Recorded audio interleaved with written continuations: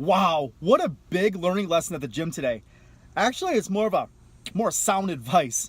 Today and the whole rest of the week, all the selectorized and machine equipment have been roped off.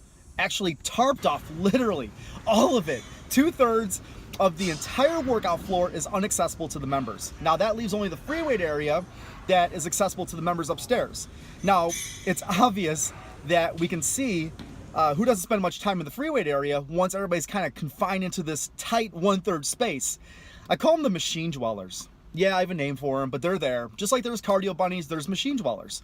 And these optimizing machine experts have become so comfortable in their gym habitat within this 2/3 of space that they use every day that when they're flushed out into the uncharted territory of the scary free weight room, it's not really scary, but I'm being facetious, but they just really expose themselves. You don't realize it until you're all crammed into this little area. It's almost like watching a circus performance and watching their form and technique.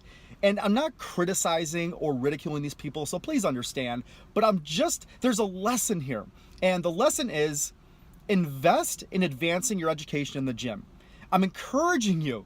I'm actually encouraging you to resource your gym and all of it now.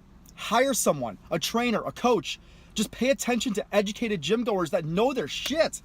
But for the love of God, the poor technique and unawareness of actual lifting with purpose is alarming when put in that position. I can't help and assist them all. I wish I could, but I'm selfish in my own session. I have my own workout to do. So get out of your comfort zone and educate yourself before you get forced out of your comfort zone. Then you're really in no man's land, being extremely uncomfortable without the tools. So there's a lesson in this for everybody. Advance your skill set in your gym and stop being restricted to one component. Be prepared. That's all. Carry on with your bad self.